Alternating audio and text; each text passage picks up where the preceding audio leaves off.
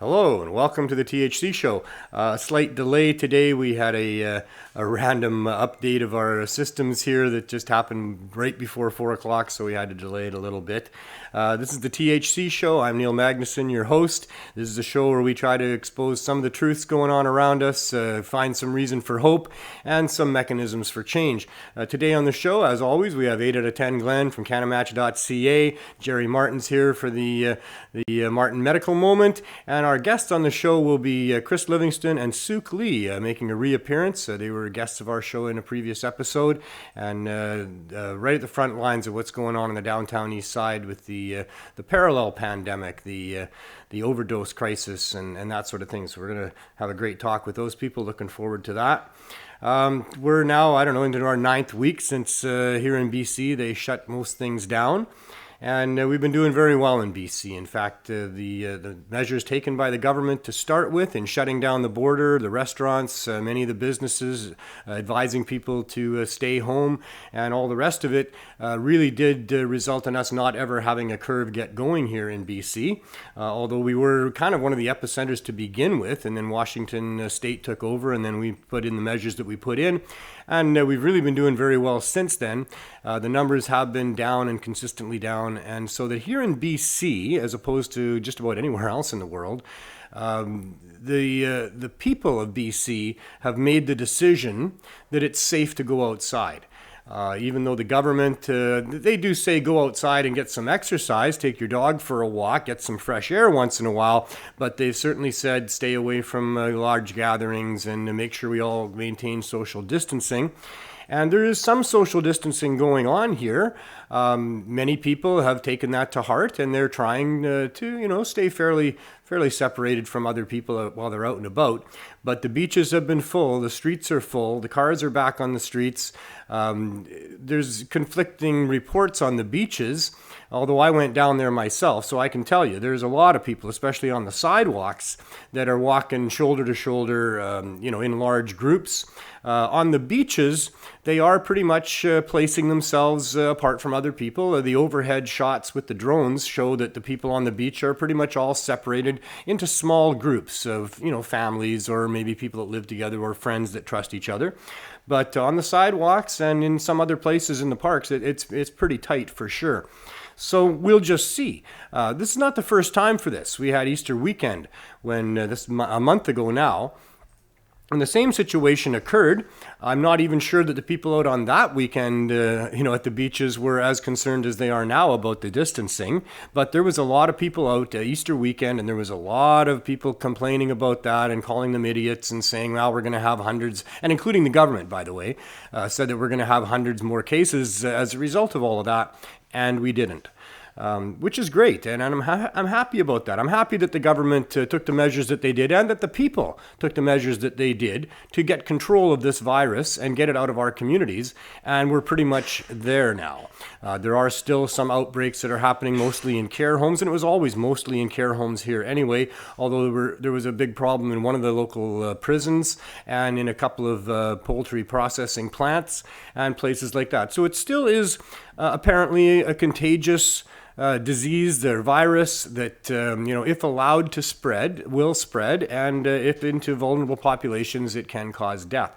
So we still need to be careful about these things, and I presume that we are always going to be careful about these things. I don't think it would matter if the government came out and said, okay, well, we can all go back into large groups and get close to each other tomorrow, that a lot of people would do that. I mean, we never have been able to trust the government, so I'm not sure we're going to start now, and I know that we really shouldn't start now either. And as much as I'm okay and quite pleased, actually, that we did manage to get this thing under control quickly here in British Columbia, I am also critical of how the government has not allowed for some things to happen that could have been happening here.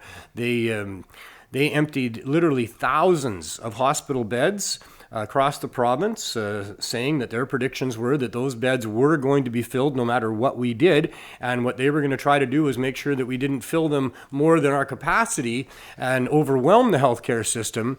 And in fact, those numbers never did happen. And in fact, I think the provincial officials, Dr. Bonnie Henry, Adrian Dix, and John Horgan, have lost some credibility as a result of the forecasts that didn't come true, especially after the Easter weekend, and especially since now they are continuing to have places locked down and things shut down and not allowing some things to happen that I think that, in my personal humble opinion, I mean, it's just one person, but I think that because there's a lot of harm being done as a result of all the shutdown that's happened, that there are things that could be happening. I think there's a lot of people that have non-emergent surgeries that for them are very, very important, life-changing, and yet many of those surgeries have not happened, and I think that they could have.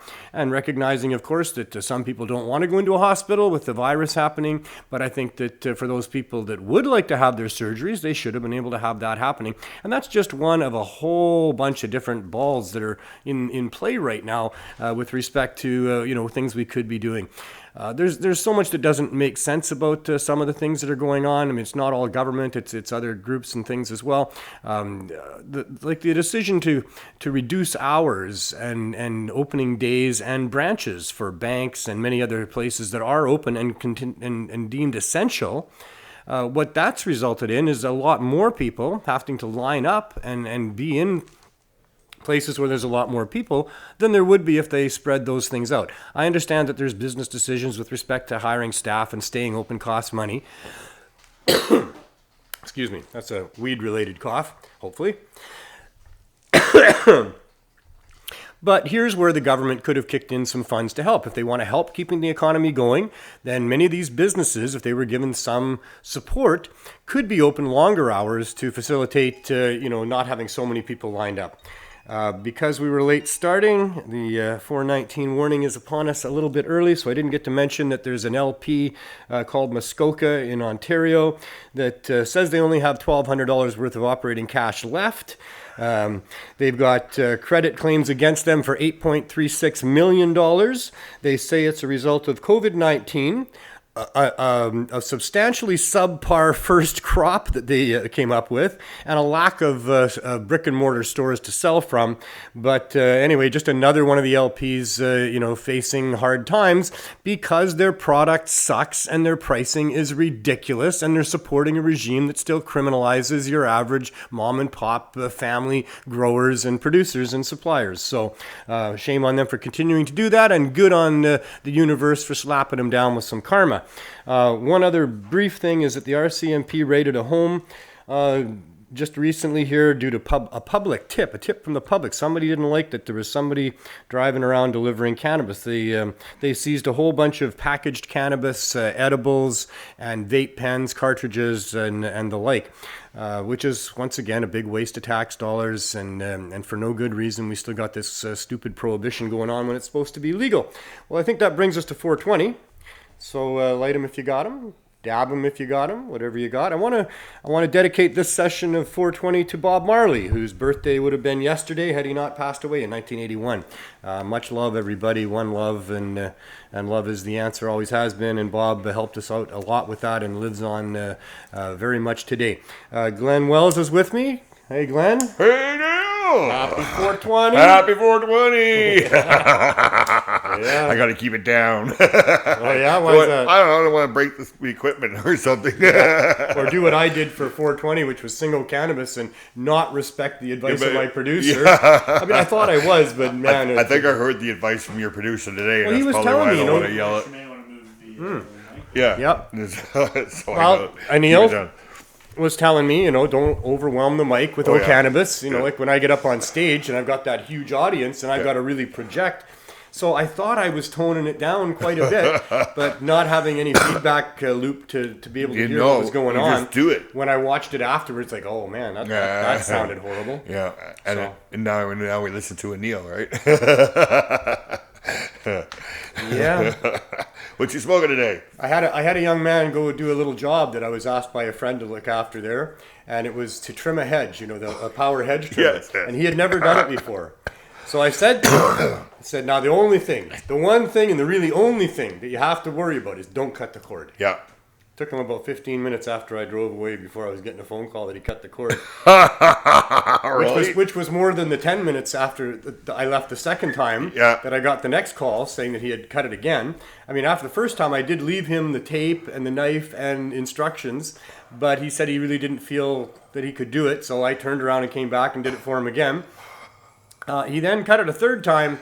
But this time he didn't call me and tell me. He just told me when I came to pick him up because he did repair that one himself. Yeah, cords are not so bad, right? The point being is that, you can get that warning all you want about something sometimes. Yep, and people don't listen. No. As much as you might think you listened or whatever. Sort of like the COVID-19 and the beaches thing.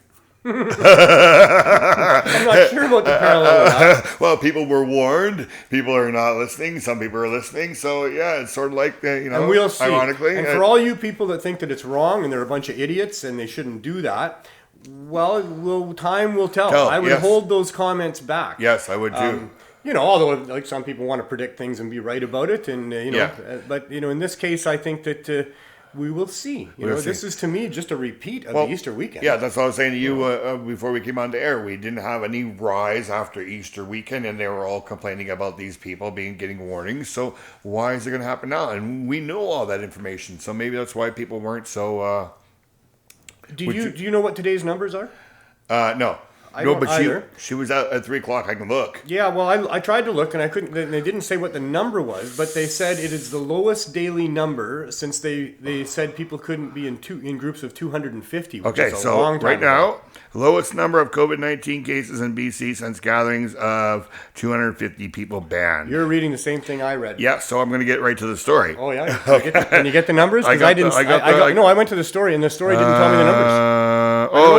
It didn't say. I guess we'd have to listen to it. Yeah, I don't know why, but I know that there was 8.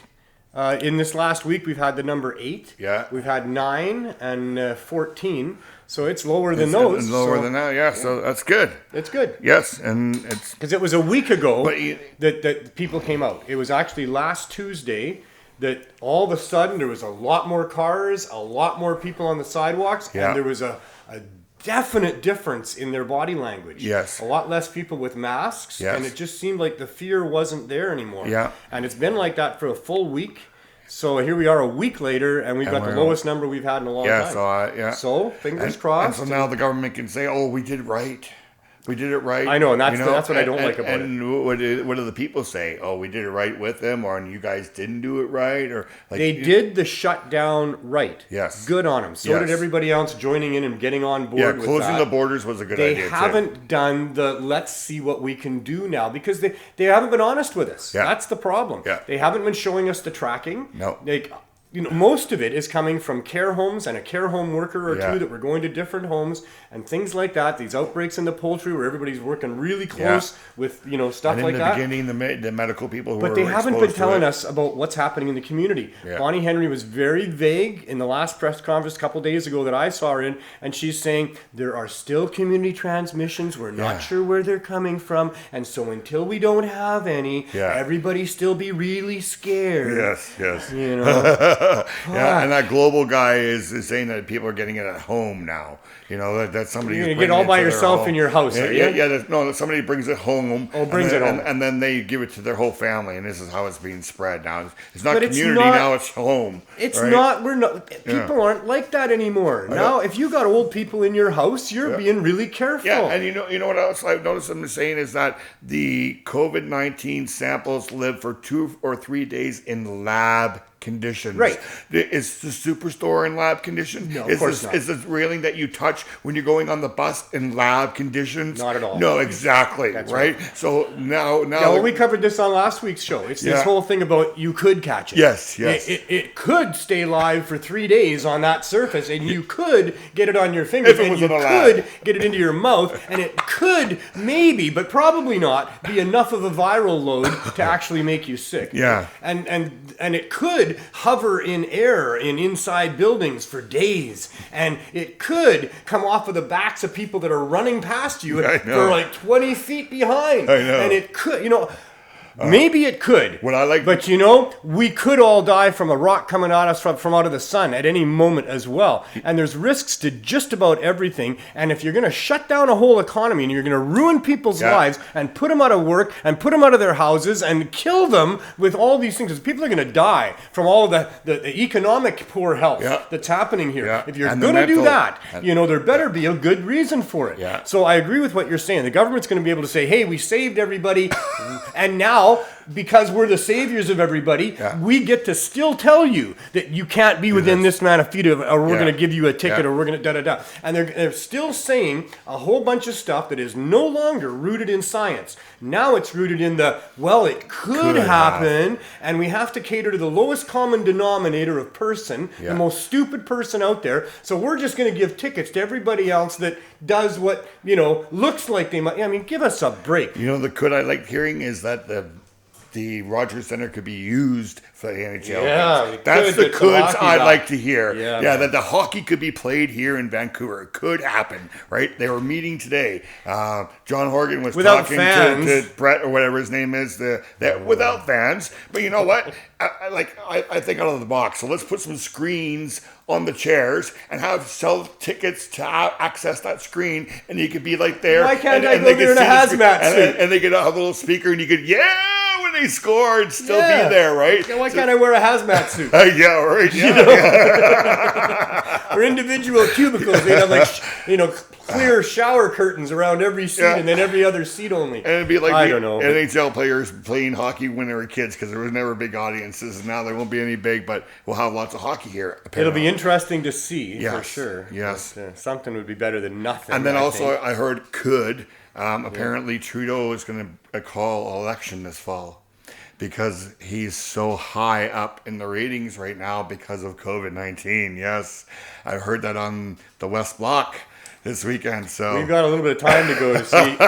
We got some stuff to unpack yet about what's going on here, and this ain't over yet by any means. No. You know, but yeah, that's a politician for you. For those watching, if you're not in BC, you know, I'm talking about BC here. I would not be making the comments I'm making if I was living in Quebec or Ontario or California or who knows where else, almost everywhere else. Yeah. And even here in BC, people need to be careful, and we're always going to be careful. We don't need the government being our nanny about it anymore. We've all heard it repeatedly. We all get it, and those that don't get it are never going to get it. We see signs. So, you know, and we just want the numbers, and we want the truth. And if there's an uptick in numbers, then we'll respond accordingly. Yeah. But I want you to know, you heard it here first. In Vancouver, if there's not an uptick in numbers and things stay the way they're going, there will be a gathering for Cannabis Day, just like there's gatherings on the beach right now, except we'll probably be doing it better. But it won't be organized. We'll have cannabis. It'll be organized as it was originally, just by the people that show up there. And I'm sure we'll all set our booths a little ways apart. Yeah. There won't be a stage because we don't want to gather crowds in front of a stage. But I'm going to the park. I'm going to set up a booth unless things change. Yeah. But if it was next weekend, I'd be there. Yeah. Because our beaches are full. It's no different than that. No. And I don't care what the government says. I'm not going to be swapping sweat with people as best I can. No. If I see anybody that looks like they're sweating or sick or coughing, I'm staying the hell away from them. Yeah. And I'm not going out in public myself if I think I'm sick of it. But I think cannabis people are smart enough to not even go out if you're sick. Like, exactly. We care about the community and stuff like that. Exactly. If we think that we have anything like that, we're not going to go out and expose a whole bunch of people, right? So exactly. And Cannabis Day, I'm sure there's going to be lots of people that go, you know, to the park, and you know, all things being equal.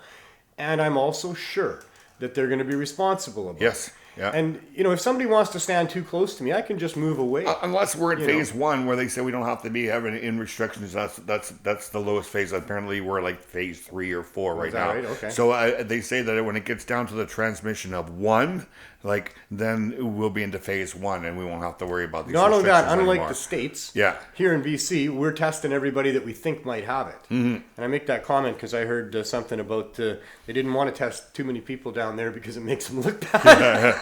What's your opinion about these stores? I want to make you wear a mask to shop in their store. I won't be going into those stores. No, I'll take my money somewhere else too. I think that's ludicrous and ridiculous. You can ask me to, but you can't tell me to. Yeah, if I'm spending my money in your store, I'm sorry. I'm not a fan of masks. Huh? Before they give me a mask. Yeah, they give you a mask. Or I still wouldn't wear it. I would wash my hands if they got the thing there. That's not a problem. Sure. But to tell me I have to wear a mask to spend money in the store. If they do a little, point at my head with a heat sensor and I got a fever, maybe I'll put a mask on then if they let me in at all. I'll let them do that. But probably they don't even let you in at all at that point. I don't know. I heard some nurses are actually taking pictures of their faces and then they wear their mask and then they allow us the patients to see the person without their mask on, and it's really improving the attitude of the patients that they've been helping. So there's health issues with masks. There's mental health issues with masks. Yeah. For one thing, in many cases, you're rebreathing back in the air that your body just tried to get out of you. There's things that aren't good about them. People can wear masks if they want. I'm fine with that. I don't care. Yeah. Just don't tell me I have to. Exactly. People can get vaccines if they want. Yeah. But don't tell me I have to. Exactly. And I get it. They're going to say, oh well, you can't come on the plane now if you don't have the vaccine. That's a battle I guess we'll fight down the road if that injustice becomes real. I don't have a lot of faith in vaccines to begin with, especially when it comes to the COVIDs. I've never had a flu shot ever. They've had no success making a successful vaccine. Yeah. The coronavirus seems to mutate. Not an expert on these things, but in listening to the experts, there's a really good chance that when it comes around, if it comes around the next time, it'll be different. The virus will have to be adjusted. I know people just like every other flu. I'm not going to mention any names, but those people that own vaccines and patents for vaccines, I'm sure they want to have everybody vaccinated all the time. Yeah. Every year. Let's get everybody. I heard China's cha-ching. China today is testing some new vaccine for it now. But I've never had a flu shot. I had my vaccines as a child, our immunizations then, me too, but I have not had anything ever since then. And I don't think we didn't have much when I was a kid either. I think we had 2 or 3 things we might have got vaccinated for. That was about it. I remember my mom used to have this circle thing on their arm when they used to give those vaccinations. They were like really big in their 60s or something like that. I want to get to Jerry, but there is one other thing I learned that I think is a good time to bring it up. Sure. Antibiotics. We all kind of know that penicillin is the poster child of antibiotics. We, mistakenly by an accident came across the fact that this mold that was growing could actually help kill off things that were hurting us. And that is what it's all about. And now they got scientists and people out there traveling around looking for fungi and lichens to see if the tiny little fungi, because there's many different species of them, and they don't like each other in most cases, and they fight for territory. So they produce these chemicals to fend off the other ones that they don't like. And when we find the right ones that's creating the right chemical to fend off the right bacteria, well, those things can work for us killing the bacteriums that we have. We have bacteriums. We have about 15 pounds of bacterium for every human being. We've got 1 trillion human cells that make up this frame that we occupy. And in that frame is about 3 trillion bacterium cells that live with us, and we wouldn't live without them. We are a community of life that operates in these machines that we are. Then when you send in one of those antibiotics that's now putting out that chemical that's going to kill some of those bacteriums that are bad, there's no way to not also kill a bunch of the bacteriums that are good for you. And that's the whole big problem here. It's killing our gut flora. The multitudes of bacteriums that we need to help digest our food have been reduced greatly over the last 100 years all around the world because of this type of stuff. And now we have probiotics. I take one of those a week. Yeah. And it's really good for your stomach and stuff like that, apparently. If they're the right ones, they're apparently good. Oh, yeah. I got Jameson's 50 billion or whatever. So should be good. Should be not bad, yes. But anyway, I just wanted to mention that because I learned that a little bit. I hadn't really thought of it quite all of that. Yeah. I knew most of those parts. Well, we were learning that with kids because they were always giving out antibiotics when they were sick. And then we found out that antibiotics are really for germs, but they're more for viruses or something, or it's the other way around. And when you use them, those viruses mutate. Yes. It kills off the bulk of it, but some survive, and they survive because they're mutated to, be able to withstand. And then now we've got super bugs that have mutated to be able to avoid all the antibiotics. And maybe there's something in cannabis, and we didn't have to grow this mold, right? Well, thanks, Glenn. My phone's almost dead, so I don't even know what time it is. Right? Well, it's 4:34. 4:36. 4:36. We cut into Jerry's time a little bit. We'll see you next week. So let's get to that segment, and thank you very much, Glenn. We'll see you next week. Have as much fun as you can. Thanks. And here we are with the Martin Medical Moment. And I always like to do an introduction of what this segment is about for anybody who hasn't watched the show before or is unfamiliar. This show primarily was designed to talk about the aspect of us not being free with respect to the laws prohibiting and restricting cannabis. It has morphed a little bit because of the times, because we are here to talk about what's going on in the world. So we have been talking more than I like about the current pandemic, and not enough about the other pandemic, which is the overdose crisis, and not enough about what the real focus of my activism and this show and what we're trying to do, which is to address that absolutely horrible and ridiculous government policy of trying to protect the interests of certain drug manufacturers and criminalize the production and distribution and use of the other ones that they can't control. And it literally is that simple. The whole idea of prohibiting cannabis and the other drugs is nothing but a protection racket for a bunch of other corporate interests with respect to other substances that they want to force on people. And they're afraid of cannabis especially, but the other plant medicines as well, for losing control of things that other people can grow for themselves. And in the case of cannabis, so much more than that with respect to its industrial uses, et cetera, et cetera. But in this segment, we talk about the medical use of cannabis, because cannabis as a medical tool is one of the best ones in the toolbox. Cannabis and human beings have a long symbiotic relationship that goes back millennia, to the point where we have systems in our body, or a system in our body called the endocannabinoid or interior cannabinoid system, that oversees, regulates, and maintains homeostasis over all of the other systems within the human body. And that actually is the case for all of the vertebrates, because cannabis is a very ancient plant, goes back millennia, as I said. And as we've evolved on this planet, we've evolved with that plant as one of our main staple food sources, and have developed bodies as a result of that being the main staple food source of human beings. Medical cannabis really works for most things that go wrong for people, because, as I mentioned, the endocannabinoid system, which mimics the cannabinoids on the cannabis plant, goes and addresses all the things that go wrong with people, the traumatic injuries and the stresses that happen, and all the different inflammations and the pain and everything else is addressed by the endocannabinoid system. And so therefore, cannabinoids are a supplement to that system and help people with pain and inflammation and all of the different things that can go wrong. So medical cannabis has been re-emerging. It's been used for thousands and thousands of years through many of the cultures on the globe, but due to its prohibition and demonization, and in the United States a Schedule I drug that has no medical value according to them, when the truth is that it has more medical value and utility than just about anything else on the planet. And so it's been re-emerging over the course of time, and there's been court battles fought over this, and even in a world of criminal prohibitions against producing and using and distributing cannabis, we established a medical cannabis regime protected and upheld by the courts since Terry Parker Jr., and then having a medical system where people are given permission due to a confirmation of diagnosis by their doctor, and then they can either grow for themselves or have it supplied by third parties. And that grew and grew, and it's still here, and it resulted in one of the areas of lack being filled with storefront dispensaries. And in one of the main court cases that happened here, the Allard case, Judge Phelan in the case declared that medical storefront dispensing of cannabis was at the crux and at the heart of access for people that were suffering for conditions that cannabis is helpful for. And yet the governments have continued to fight against those.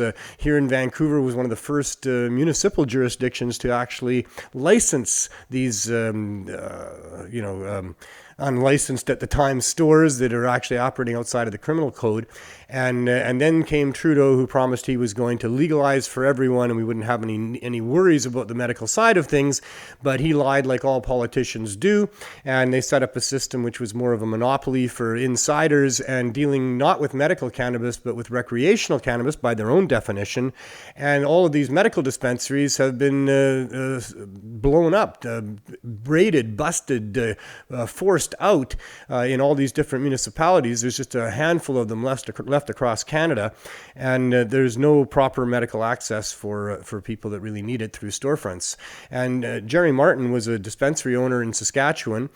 For 4 years there, he had a dispensary and had about 1,000 members in a small town of about 1,000 people, and was also obviously the access point for many of the communities around him. And then, on the verge of legalization, hoping to be grandfathered in and taken into mainstream society, instead was threatened by Health Canada to close down, and when failing to do so was actually arrested, had his properties seized, and is still being persecuted through the courts as they try to convict him for distributing cannabis to sick people who needed it for health reasons when the government was too corrupt to be able to do that. So I'm not sure how they can make a charge out of that, but they have, and they've charged us a whole lot of money over the course of the last 3 years since he was busted. You got that right. So this is about a 7-year journey, 4 of which he was able to supply cannabis to his community, 3 of which he's been hounded by our public servants to try to persecute him for having helped people that needed access to cannabis. And so we've been following that journey here. It's before the courts, but the courts are on hold thanks to the pandemic, and besides that, they weren't letting him in there anytime soon anyway. But we'd like to get together every week and talk a little bit about that and other things related to medical cannabis and some of the other things that Jerry's doing in his life and how he's managing to deal with the heavy hand of government threatening him with incarceration and having already stolen all of his stuff. So there's a good introduction. Jerry Martin, thank you again, sir, for coming and visiting with us. Yeah, how are you? Good. Good. Doing good. You're looking good? Thank you. Enjoying the sunshine? Yeah. It's nice. Top down. Yeah. You and everybody else out there. Most people. I think some people might still be self-isolating. But a lot of them have decided that enough's enough. Here. If we had big numbers, I wouldn't say that. I'd say let's get it under control. But it's under control here. Anyway, I want to talk about that. Yeah. What do you want to talk about? Oh, sure. I just got an email from my lawyer there. We're just trying to figure out how to legalize LSD and I see. stuff like that. But we got to figure. You're hoping that if they legalize LSD before they get to your court case about weed, that it'll become like well, maybe it'll take some and feel better. Yeah. No, we're just trying to make it a viable business as well, right? We've got scientists and doctors and business people and things like that. Nice. So there's got to be an end to the means as well for them. For me, they say that no one's ever died of an overdose of weed, but that's a similar case with LSD, isn't it? Yeah, that's correct. Yeah. Except for the elephant. They gave him a lot of LSD. Tell us that story. Yeah. I don't know the story too well. All I know is they did an experiment on an elephant, but they gave him like an absurd amount. So the poor it drove him nuts, and mortem showed. It gave him a heart attack. Okay, freaked it right out. Right? You know what I mean? Yeah, so humans are very adaptable. Yeah. We've seen a lot of strange things. Yeah. We've seen it in the movies. We've seen all kinds of strange things. Elephants, on the other hand, probably just used to their regular world. Probably like what the fuck? But apparently LSD works on all animals. Okay. Yeah, so it doesn't matter if it's a spider or a dog works in our opinion. It certainly hard has to get testimonials for the most part. hard to get testimonials, but it clearly has an upon effect, observation. right? It looks like they're doing better. I haven't tried it. I'm not sure it's ethical to be giving things to animals. I don't know. If you're trying to help them, and his heart's in the right place, and you think about it 3 or 4 times ahead of time, then maybe. I think if the science was out there, then for sure. Well, we can get on the same same wavelength. I'm not saying it's a wrong idea or bad or anything. Yeah, I mean, animals eat mushrooms out in the wild, right? They do for sure. Yeah, they have their experiences. Lots of animals actually purposely get high. Yeah, I was jaguar does it. They eat the DMT to hunt better, and the birds that eat those orange berries. There's lots of animals out there that actually go for altered consciousness. Yeah, for sure. Which was good, and so do humans. Yeah, and so should more and more of them. And so should we. And we're helping with that. Well, not just that, but there's some real profundity involved in that too. There really is. Oh yeah, I started watching that Netflix show last night, but I only got it like 5 minutes in. But there's a lot of actors in that, and Sting and Anthony Bourdain, and it's all on LSD and magic mushrooms. It's sorry, it's not cartoon. Netflix. No, it's like a documentary. Okay. It's good. It's got Anthony Bourdain in there too. He did over 500 trips. I didn't know that. So yeah, Netflix was. Adventures in Psychedelics. Have a good trip. Oh, you got it. You quicker. So on Netflix, have a good trip. Adventures in Yeah, but Psychedelics. it's pretty good so far. So I'm gonna finish Thanks, watching Neil. it. Yeah. And, yeah, good. I'll have to check that one out. Yeah. But there's a lot of profundity, for sure.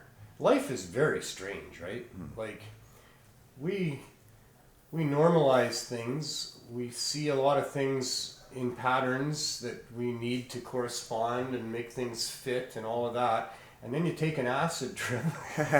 Everything changes. You know?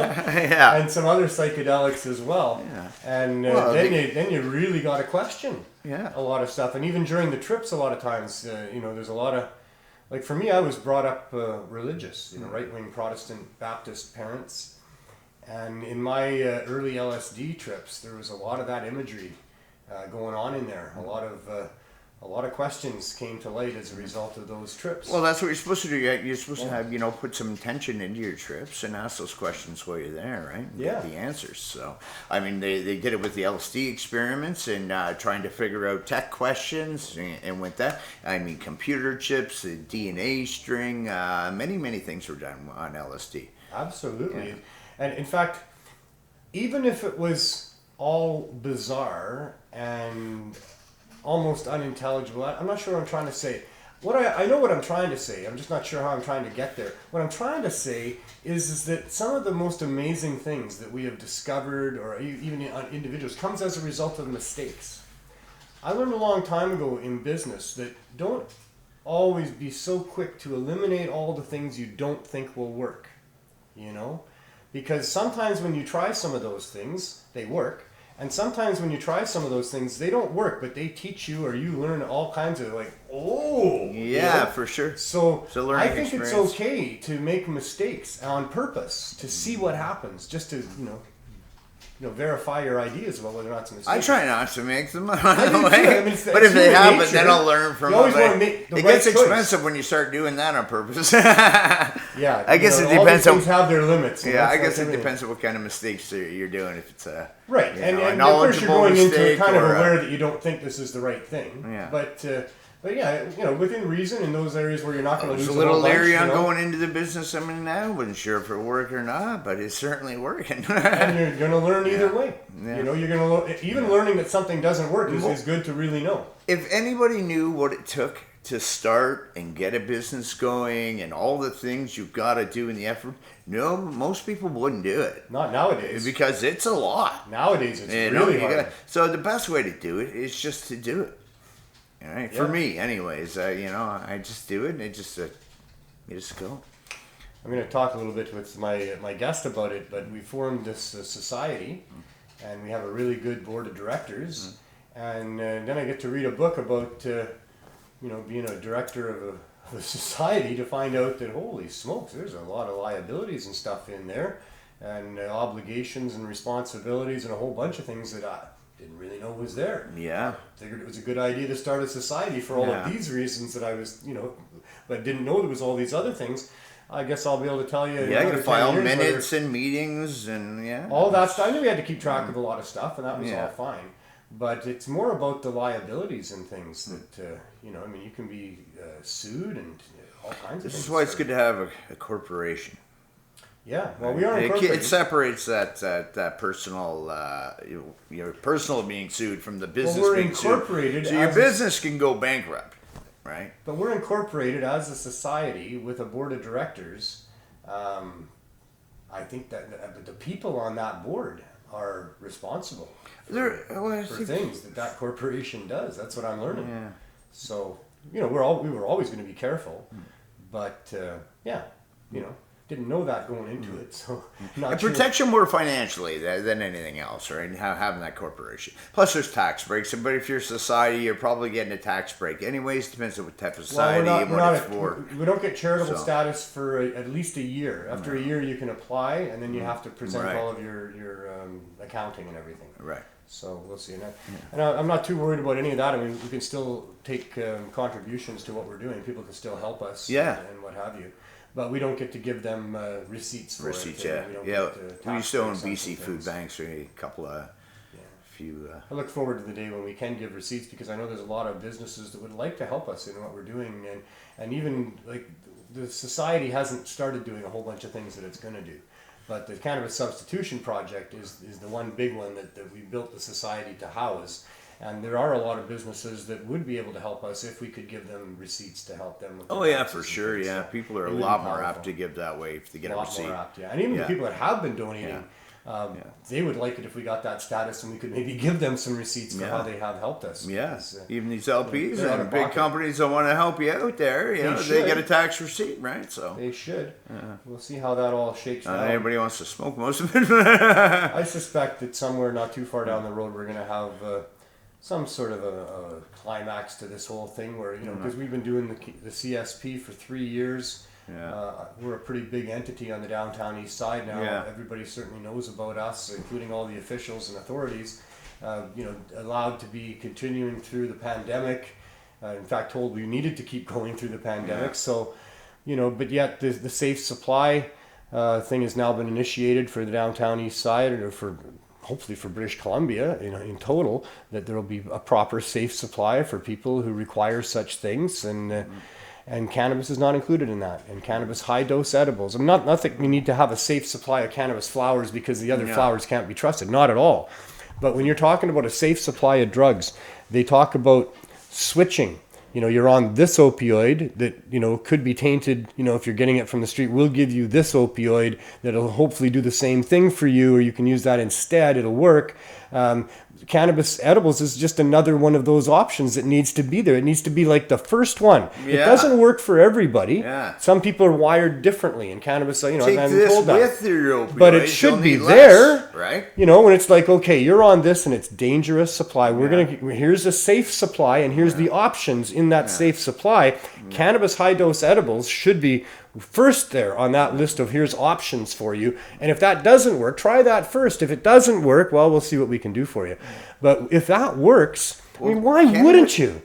Cannabis increases the effects of the opioid without the danger, right? It lowers the blood plasma level, so It does. They should give them with all the opiates. So of course, and even then people they'll that need it doesn't less. really work for with respect to it the reduces the cannabinoids. risk of overdose. It does. It does. There, and many people that through our program at Mandu, working with drug users, say that they're still using the drugs that they use, but they use far less of them That's because right. of how the cannabis helps in that respect. And we have a lot of people that tell us that after 3 years of running the program, they line up twice a week and they're not using anything else. That's awesome. But like I say, it's an individual thing, but it has to be there as an option, and to not even have it there is really Even for their mental health. Crazy. Yeah. Exactly. So much for mental health.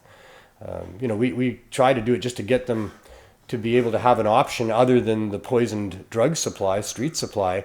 But really, as you know, I remember living on the streets and getting a joint and was like, fuck why don't I use this for $5 instead of all this? But the addiction's so strong, right? It is, yeah. But holy fuck, did I ever feel good after that? I remember and some just of the those times. joint, isn't really enough for most people that are on the harder drugs. Again, it's temporary, and there's more of those hard drugs around than there is the cannabis, so it's easier to get the hard drugs in. And I know cannabis had a bad reputation for a long time on the streets as being then that doesn't do nothing for me, Yeah.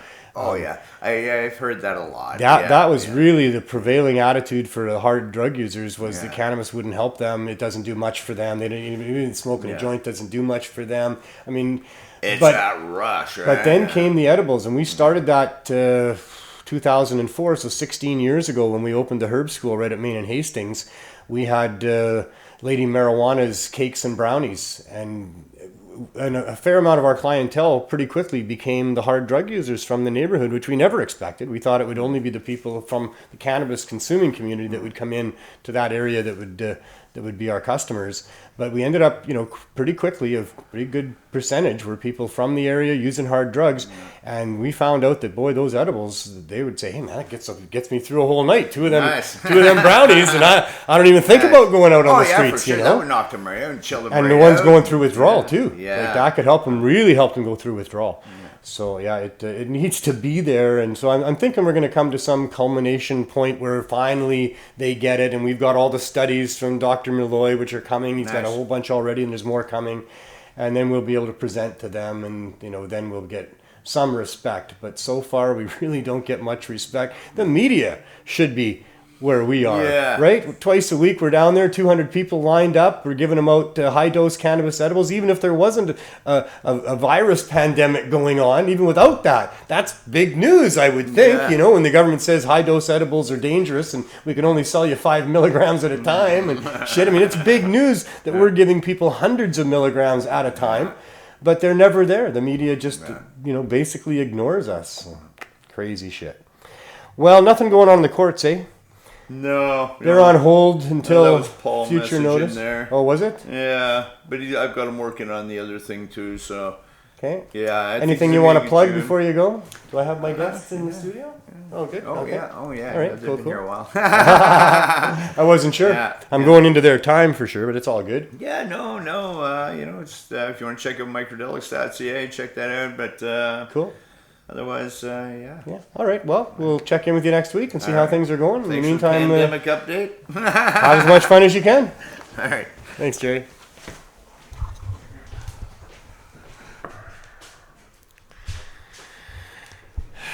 We didn't get into it today, but sometimes we get into it a little bit with Jerry about the trials and the stresses of having to deal with what you're dealing with when you've been busted as a dispensary owner and prevented from helping in his case, 1,000 people that were coming to him and getting relief, and having all your stuff seized and then being threatened with incarceration. That's a hell of a journey I wouldn't wish on anybody. We didn't get into it much, but it is very taxing, and he deserves credit for hanging in there and coming on the show and talking about it every week. So I thank him for doing that. So we talked a little bit about the downtown Eastside and the Cannabis Substitution Project and all the people that line up there, and how Coastal Health is all right with us continuing and wanting us to continue during this crisis. And two of the people that have been front and center on the downtown east side in dealing with the homeless population and the risk to them by the pandemic are Chris Livingston and his partner Sook Lee. They were guests on our show in an earlier episode and gave us a lot of the background as to how they came to be advocates for harm reduction on the downtown east side. And if you want to go and check out their episode, I'm not sure which one that is. We'll have to post that once we get the show live streaming as to which episode they were on. One of the early episodes, I think. Do you know which one it was? I think it was the second. No, Jody Emery was number 2. Dana Larson was number 1. So maybe you were the third episode, something like that. I know it was one of the early episodes for sure. And so yeah, with that introduction, let me move over here. It was the best episode. It was, of course. No, just kidding. At the time, of course, yes. And now we'll improve on it, maybe. Yeah. I got this thing here. Okay, we'll try that. So, hi. Hi. How are you doing? Thanks for inviting us. I'm really happy to have you here. We got a lot to talk about with respect to what's been happening with the Oppenheimer Park and downtown East Side and our society, a whole bunch of stuff.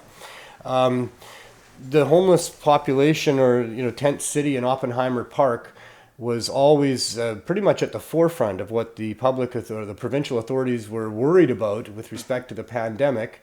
Didn't really ever hit, did it? Well, no, it's here. I mean, yeah, but we never got the hundreds and hundreds of cases. Cases in the downtown east side. How many? I don't. A few. There's a few. There's a few. Their Coastal Health recorded that there are cases. But it was never what they really predicted was going to happen. They said it was going to just ravish the whole downtown. We're not downtown. out of the woods yet, technically. So We're getting closer every day. that's what they say. Well, the numbers. They're testing in BC. They're testing everybody that they think might have it. Whenever there's an outbreak or a case, they test everybody around that case or that outbreak. And they're not coming up with very many cases anymore. Bonnie Henry said there's still some community transmission, but she did not elaborate and say how much or in what communities, and I'm really disappointed in that. We're grown adults. We need to know. We should be told it's this community. It's this community. It was somebody that what we think it was in one of these 3 places that they visited, or it happened this way is what we think. Because they're having those conversations. They are doing those investigations, but they're not telling us. And early on, they said they're on purpose not going to say which communities it's in and which it's not in, because they want all the communities to behave the same way, like as if it's there. Fine, but it's been too long that they've been having that stance, in my opinion, now. Well, so thinking about it, or the way I've been thinking about it in my head anyways, is that it's all about reducing that curve over the amount of time. Right. Flattening the curve. Before that vaccine can come. Well, there won't be a vaccine for a very long time. So that vaccine is nowhere near on the scope yet. And we never had a curve. Yeah. We didn't have to actually flatten anything. We kept it flat. At the same time, we know that there are infections happening and that people are testing positive. So that means that it is there.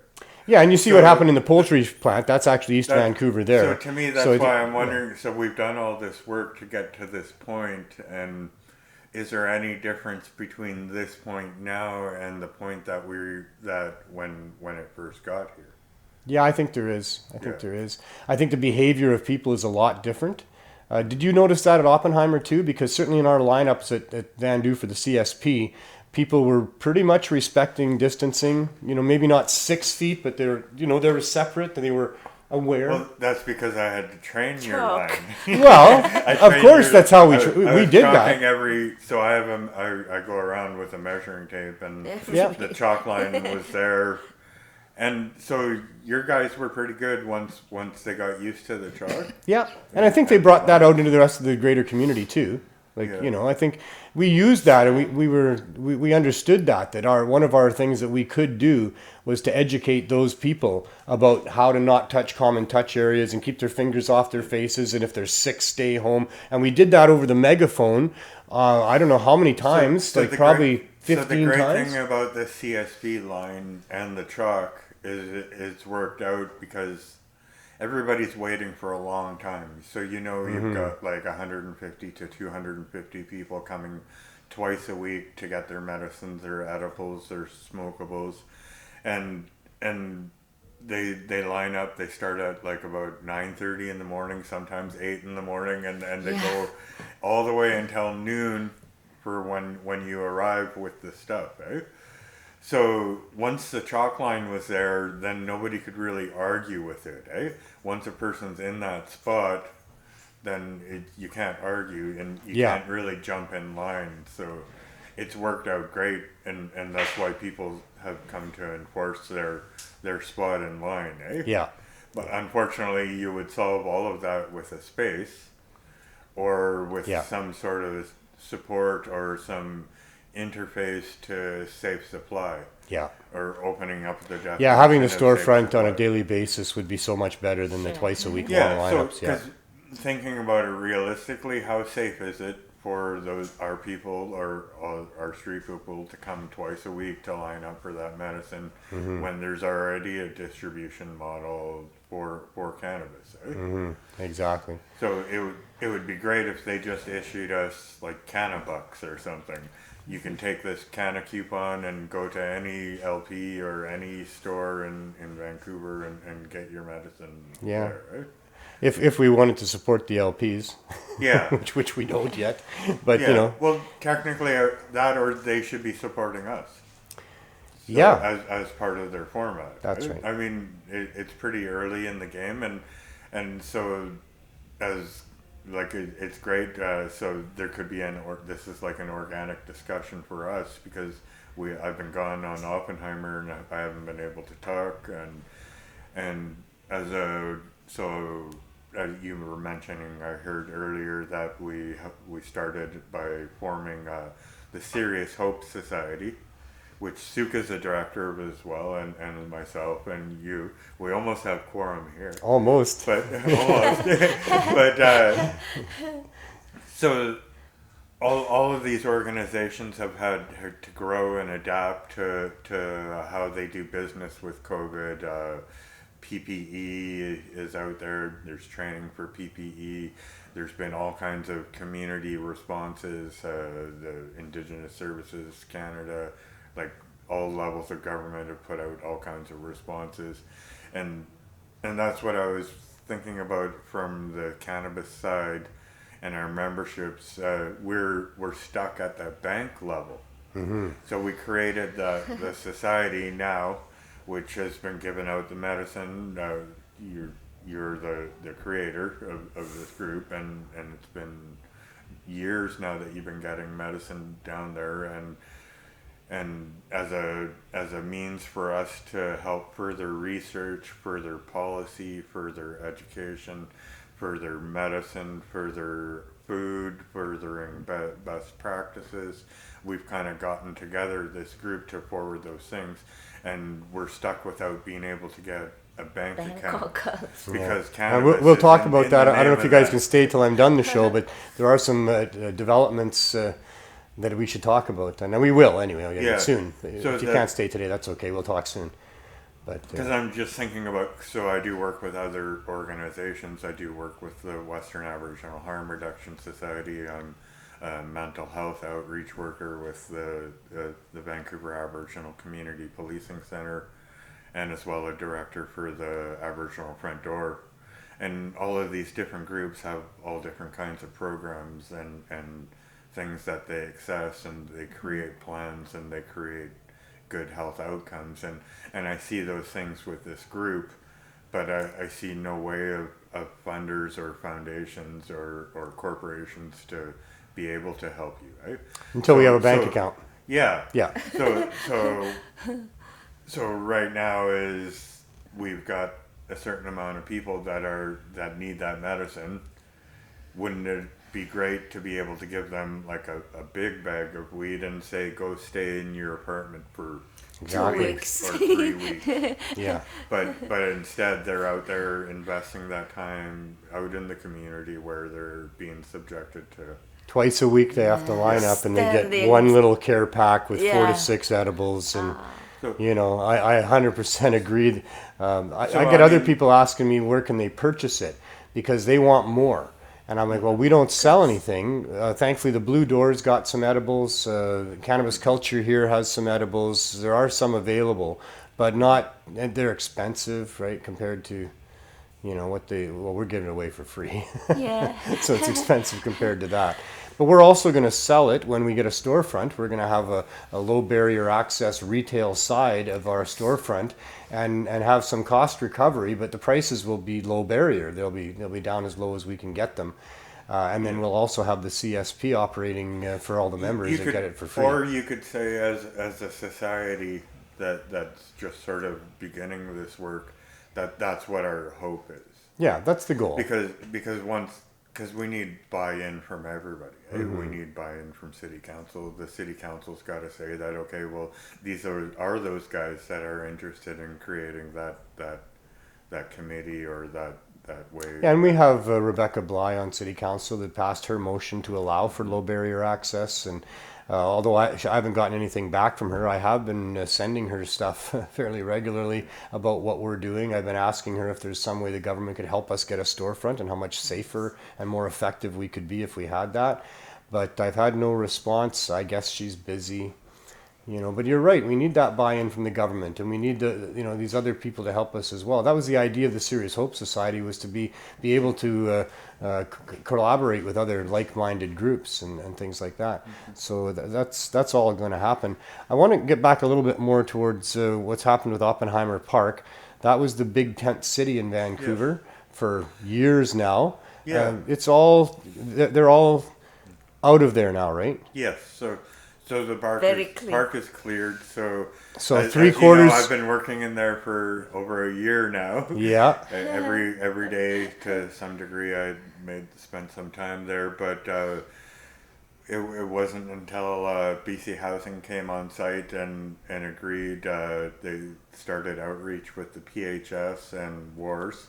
WARS were the peers that were in the park, and they managed to clean the park since January on until it kind of exploded and got out of control before the end. Like as soon as the pandemic hit, the place was jam-packed. Yeah. So, yeah, So 3/4 would you say are in hotels now or something like that? So it's a mix of different housings. I'm not sure. So they haven't given. I'm not aware of the exact Numbers. spots, but it was something like 688 for the whole province. So there's the Holiday Inn, the Howard Johnson, and Vancouver Coastal Health took the Howard Johnson control of it for people that were exhibiting symptoms. So if you were in if you had the sniffles or were doing testings, it's my understanding that they were the ones that went there. Right. They may have incorporated just general homeless people into there as well. There's also a hostel, the International Hostel.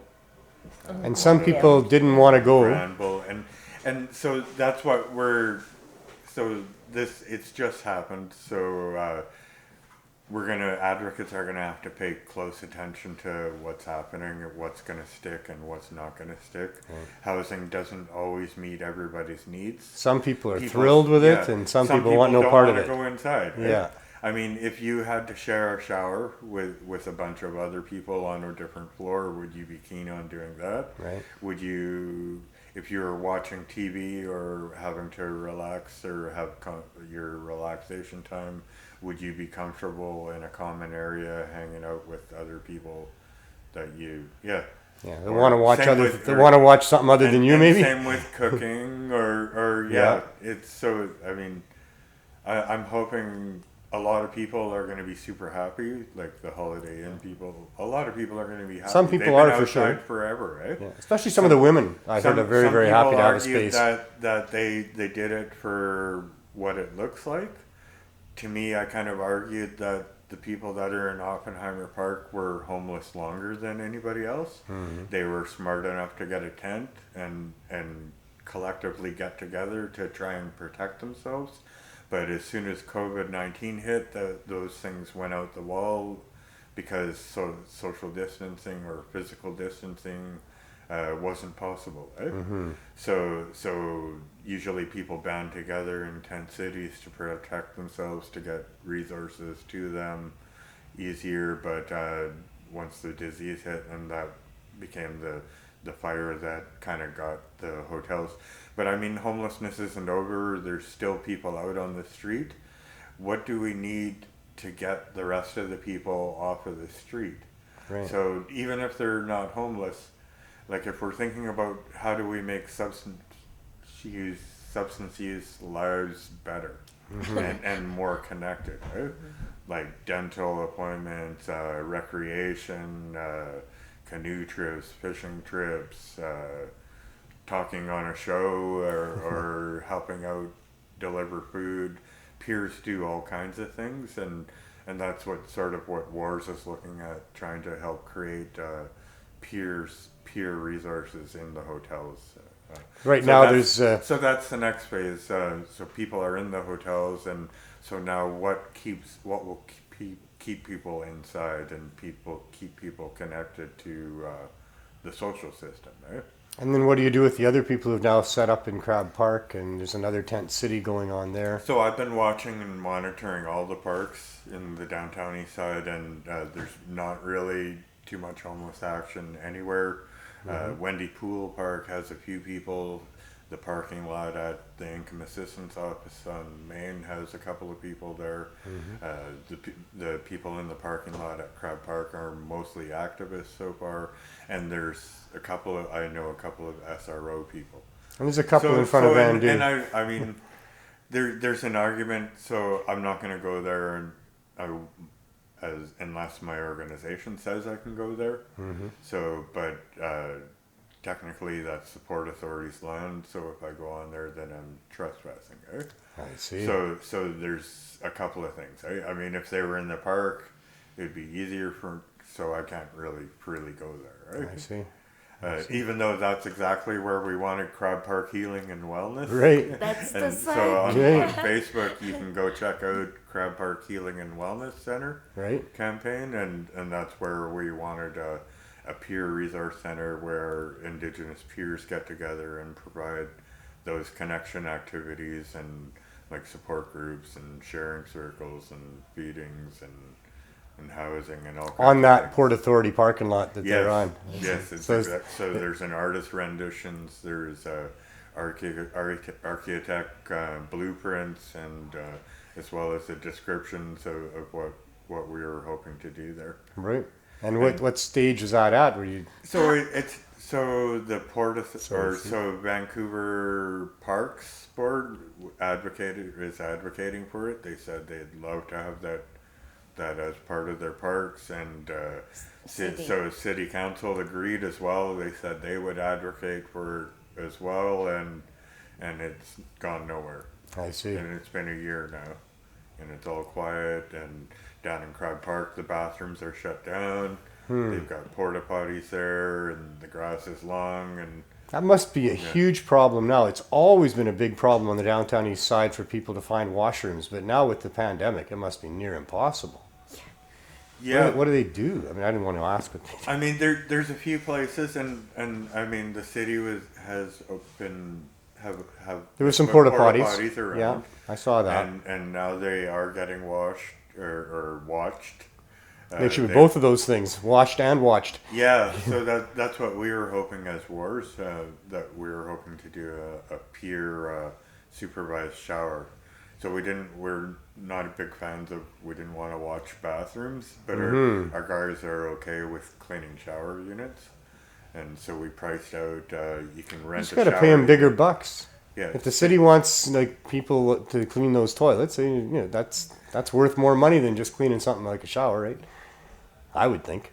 Oh yeah, Yeah. Just Oh, just got to cost nobody more money. wants- That's how somebody's willing to do nobody it. wants to go to the bathrooms. Well, somebody will do it if the price is right. Yeah, I mean, Yeah. if they pay a real wage, Yeah, I mean, it exactly. makes sense. And the city is doing that, so Good. they're going to be partnering up with an organization. So has the that's already pandemic doing that. resulted in a reduction in services on the downtown east side, do you think? Oh yes, Yeah. yeah. So people can't open their doors anymore. So you can't like Vandu. You can't, as you know, we had a hard time to even get our volunteers to be able to bag the stuff inside. Right off the So- bat, yeah. So and But now it's been good. They let us in there and we're fine. But Yeah. yeah, we don't let the people into Vandu anymore other than just that one step into the front Yeah. door. We set our table up right there. That's for Sundays or Thursdays. And it's the Sundays same we're out and on the it's street. same everywhere. We have a table, and yeah, I guess it would be Yeah. the same with even other places wanting to hand stuff out. They're probably having to be very careful about how they even do that. Yeah, well, social distancing has really changed the world for nonprofits. Yeah. So we're hoping that there can be that it all calms down, but it doesn't really look like it yet.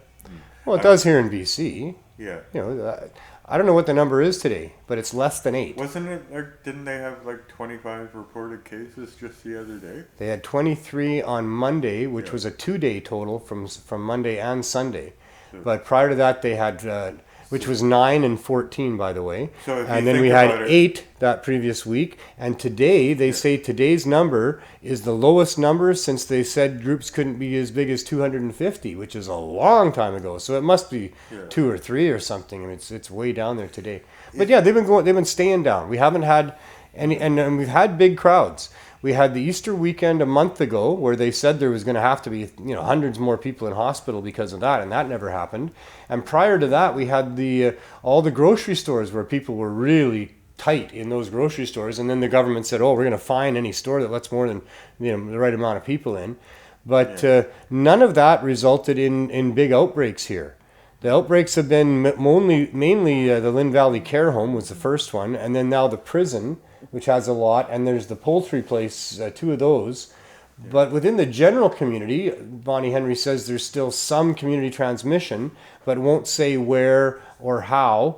But for the most part, by the looks of the numbers, and now we're going to know in a week from now, because it's been a week since people have been out. A week ago, the streets started to fill right up, the beaches filled right up. So I figure 2 weeks after that, if there is going to be a whole bunch more cases as a result, we'll start to see them. And I don't think we're going to because we're a week into it and we're not seeing them. So, I think we're okay here. I think so. So are we using the people getting sick as the markers or testing as the markers? Testing. Yeah. No, I'm just- yeah. Well, It's like Yeah, well, they're testing everybody. Yeah. Whenever they find a case, they test everybody around that person. So, and they're not coming up with much because everybody's being way more cautious. Everybody is. I know they are. Like, I know they are. And especially if you got some old person in your home, you're going to be washing your hands before you go up and visit grandma up in her suite upstairs or whatever, right? Like, Yeah. yeah. Yeah, no, I totally agree because I'm thinking even wars or even our support groups, I mean, our people just generally are not around now.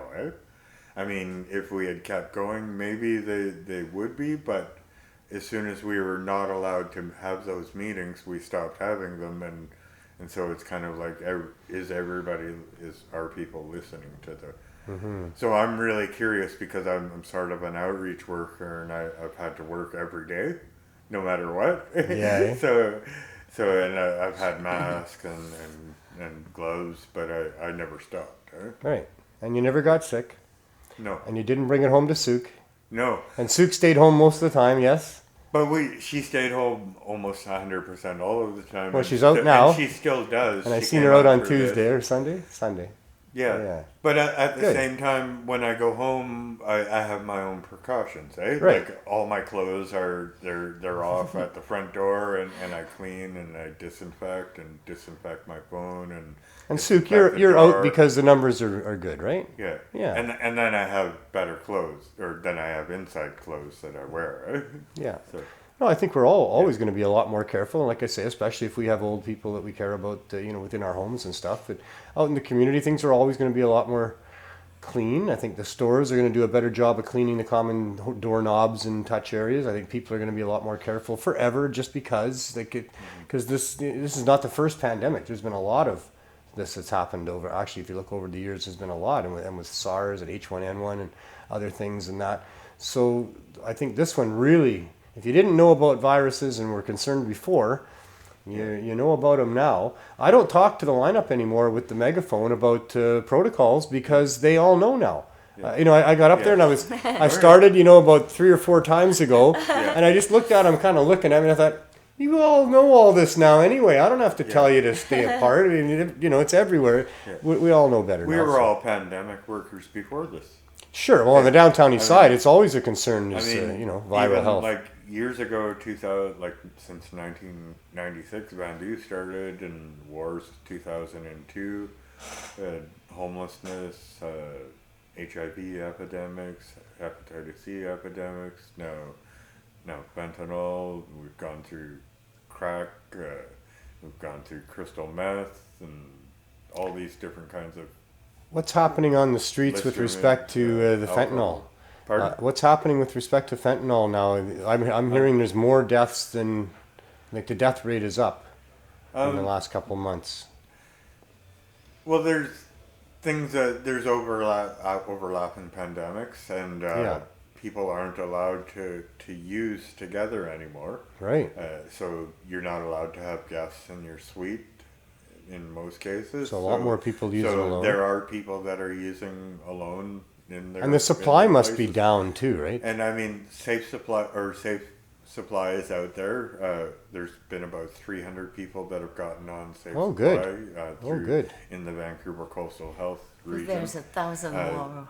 So there there's are 1,000 going more. to be less and less people, and hopefully they keep pushing with safe supply, and they don't make it a temporary stopgap thing. Right. It should be something that, I mean, we've been fighting for it forever. Some If unhappy anything- drug if dealers, anything, they perhaps, need to but- expand it. Pardon? We have some unhappy drug dealers, perhaps. They're losing customers, but Yeah. so be it. Well, it's terrible. Like It was dirty work anyway. So benzos, it's the same thing as before when we went. There's benzos and fentanyl together, And is there which people? make it really hard because the Narcan doesn't affect benzos. Eh? So are there people going through withdrawal a lot more now because they just can't find what they need? Is there less dealers out there? Is there less supply on the streets? Do you think? I think the supply is erratic. Right. Like more than you. It's a fairly stable supply so normally. I'm trying to, I'm sort of watching my friends that are getting on safe supply and how they kind of negotiate that new system, eh? Right. And it's a pharmaceutical system and not Are they going to a drugstore to get their supply? yes, Yeah, so pharmacies and clinics and outreach teams, native health. Yeah, no, I think Some it's are going. machine. Yeah, and then there's a machine, down at Insight. Right? Yeah, I a think dispensing machine. I think it's a good start and it needs to be pushed. More machines. So I also wonder about the rest of Canada as well. I mean, Oxycontin abuse and pill abuse is in all different kinds of places. Right. They have pills for people that are drinking. They have pills for people that are doing crystal meth. They have pills for if you're an opioid user. This is part of the safe supply, you mean? Yeah, so this Yeah. is all about safe supply, and so that's why I feel a little left out as a cannabis user. Yeah, exactly. It's like, we're still paying more than top dollar. When I'm advocating we for always suspected or hoped that the price would just drop out, eh? The price would be gone, eh? Like, it's just a plant that everybody could grow. We want it legal forever, and when they did, I mean, now it's so expensive at those stores. You got to buy it, and it's full of so much plastic. It just chemicals. doesn't make sense. It's not good to begin with. With safe supply, when people qualify for safe supply, I guess they're just giving it to them, right? Is there a charge for it? I think it's a free. Paid for by tax dollars? Yeah, it's got to be through tax, and So these are people that were otherwise on street drugs, Yeah. that were going out and doing whatever they could to get money to buy drugs and giving it to the guy on the corner to get drugs, Yeah. and now they don't have to pay for their drugs anymore. yeah. Interesting. Yeah. Interesting. When I was advocating for cannabis to be high dose edibles to be included in the safe supply, it wasn't because I wanted to get free cannabis high dose edibles. I want it to be available. And I think that should be also part of the safe supply thing, shouldn't it? That not just people would get it for free, paid for by taxpayers, but shouldn't they be able to go and buy it somewhere and contribute to the cost of these things?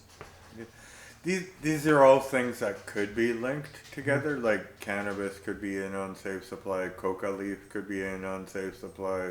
Yeah. Like just natural poppy leaves and or heroin could be on safe supply.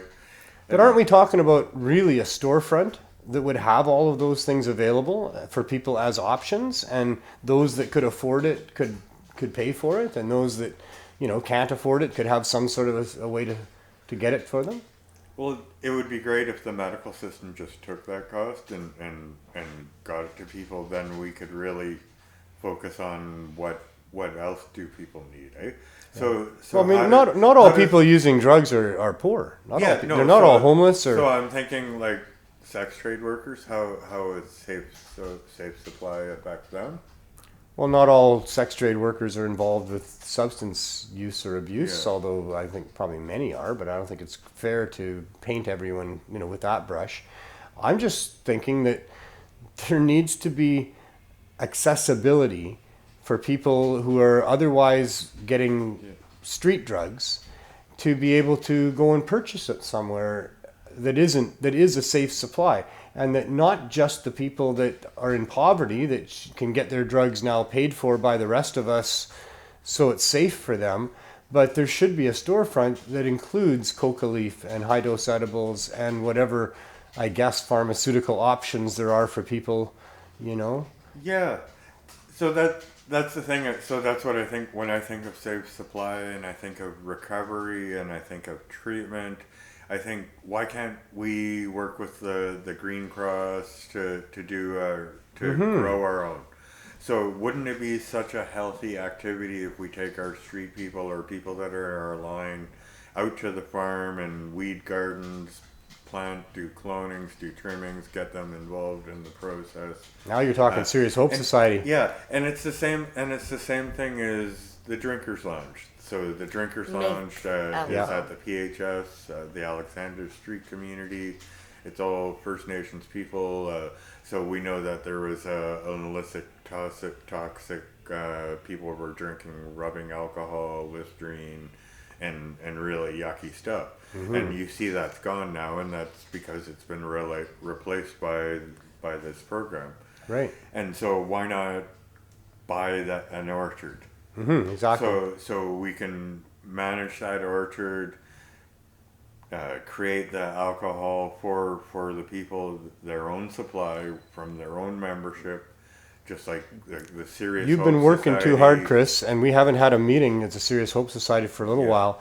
But I'm on And the worse, I'm too. right about to be sending you all an update on what's been going on. We have some investors that are working with us. We have a farm out in Abbotsford that we're negotiating on at this point. And our ideas of providing opportunities for people is coming right up. Yeah, and I just haven't told you about it yet because Yeah, you've been nice. out working every day. But Sal and I have been working on that side of things. We've had some really good meetings out at the farm there in Abbotsford, and I think we're going to be able to purchase this and start using it pretty quickly for what we're talking about. So just a little. So I was going to talk about that on the CSP update, but you guys And are it's the board same, members. So it's all these groups. They're not allowed to have the capital projects. They're all struggling from year to year to be able to have a budget to even hire one staff. So Wars has got one staff. Drinkers Lounge has got one staff. Culture Saves Lives. And has who got pays one for staff. this? Is paid by Coastal Health and some all sort of a grant. different kinds of funders. Different kinds of So funding. they all have to fight to be able to get whatever it is that they want. Right. But these healing projects, like Wars could have the healing projects, we can go around and chase the whole First Nations harvesting cycles. We've got fish, we've got clams, we've got shrimp, Mushrooms. we've got mushrooms, we've got berries, we've got all the First Nations ceremonies and all these things that are all healing activities. So if we all team together all those things, to me, it seems like it would be a really nice recovery program, right? Right. So that we move our members to those different stages and then move them into better lives, I would hope. Yeah. This is a serious help. Yes. Well, we've got some stuff going on that you're not aware of. Like I said, you'll be very excited when I fill you in. I've got some pictures to show you, and it's an amazing facility that's Well, become let me know available. when I can pitch my tent out there and start. Well, I'll start with the plan. well, we kind of we need can send you. guys out there to We play. kind of need you here on the downtown east side for a little bit yet, Yeah. but maybe by the end of the month we might have the ability to go and start doing some stuff there if things continue the way they're going with our negotiations. So we have some very motivated people on both ends, the sellers and the buyers, and That's awesome. I think we're going to make this work. There's some great peers out in Abbotsford that actually Right? Yeah. they're part of the open network. So Nice. So that's the overdose prevention and education network, which they fund the community action initiatives. So Right. all the Are you still community connected action with teams. the other groups that like the Yukon drug war survivors Yeah, groups? so and- that's the team, the groups that I was just mentioning. Abbotsford has those great peers Right. as well, and as well as all kinds of communities in BC.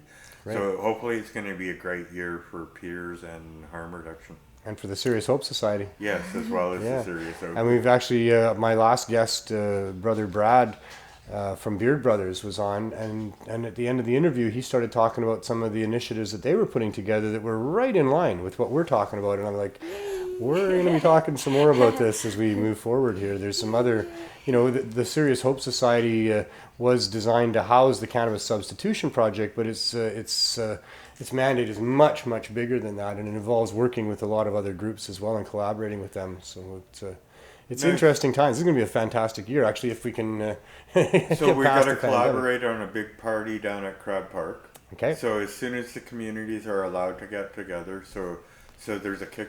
So First Nations Health Authority has provided some Kickstart grants for some people. Nice. So I know that I would like to get people down there and to do a big naloxone training event.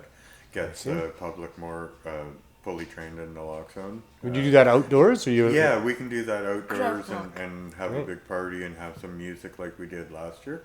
Wow. So you guys sent up a whole bunch of doobies for Yeah. us, and we had a big giant. That was a good event. Yeah, so Yeah. I'd like to do that again in August. So we definitely need to team up on that. I know that they want to have a party for the community as well for Oppenheimer Park and their people. Right. So it'd be awesome to Would. once people are allowed to get together. Well, yeah. Hopefully, This- this continues here in community BC, needs it. and there's no reason to Yeah. not let people get together, and we can some semblance of normalcy and do I was these sort of thinking things. about the Tall brothers. Where are they these days? They used to remember them. Yeah, I think Bill- that Bill- Bill is out in Kelowna area, Penticton area, Invite. and but they still travel. Well, pandemic, nobody's traveling around, but but yeah, they're still available as far as I Yeah, know. yeah. Yeah, they haven't gone too far away.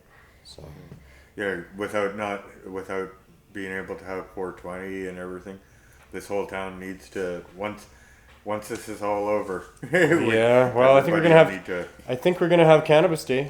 Yeah. I do. What is the amended day? July 1st. July 1st? July Oh, 1st. oh yeah. Okay. I don't think we're going to have a stage. I don't think we're going to organize it in a way that will have large crowds of people around entertainers or speakers or things like that. But I think that we're going to have some, if things continue, the numbers stay where they are, we will have a bunch of people go down there and set up booths. I'll be one of them. We'll have the CSP booth down there. And, at least have a day of it. I think we can do that. So I'm wearing the shirt. I'm going to wear this shirt for those, every show day. And if we have big numbers, you'll see me coming in without the shirt on. So it makes you wonder if you're an organization or a person hoping to do an event, does this make it harder for the city to the permits department or easier for the permits department? we will not be asking for a permit. I mean, I am convinced we would certainly be denied, like we're denied every year, to have a permit for Cannabis Day. But this year in particular, I'm pretty sure City Hall's not giving out permits for any type of a gathering, till the end of summer. They've said as much. But at the same time, people are gathering. If you go to the beaches and see what's going on there, that's much more packed than what we would have at our Cannabis Day. But it won't be sponsored by Cannabis Culture. We won't have stages. We won't have things that we think would attract, people to come and congregate like that. But we can have a whole bunch of booths set up, separated properly by distance throughout. Thornton Park's a big park, right? We only used half of it with our previous Cannabis Day events. We can start both sides setting up and everybody's far apart. And I think we can have a really good day there. I'm hoping so. Did you notice the road is open to Trillium there too? To Trillium? Yeah. So there's a road right by that. So right at Thornton Park there. Right. There's a road where the Pacific, the railroad station is there. Yeah, that goes past the soccer fields. Yeah. Yeah. Is that called Trillium? I don't know. That's why I wasn't sure. I think that is. That might be That's what the you're talking first about. time I seen it the other day, and I didn't even know that road was open. Oh yeah. No, I go down there quite often. It's a shortcut. I was thinking about taking a picture of all those cars where the hospital's going to be. You see all the millions of cars there, eh? The Renault cars. So there's like thousands and thousands of cars on in Terminal. this parking lot right by Terminal there. Right in behind the so car I was wash. just thinking those could make good little tiny homes for the homeless. It's like they're makeshift. They're all ready to go. Let people live in the cars. Yeah, they're never going to sell all those cars. But so many of them. Yeah, there's lots. Cars And anyway. do nothing, just there. We shouldn't allow them on the roads anyway. There's already too many cars on the roads here. Just like the yachts, I was saying those yachts are disintegrating down in Stanley Park. I was like, those cars are all rusting right in front of my eyes. Yeah. I see it. Eh? It could happen. What else was I going to ask you about? What other services should we have down there at this point?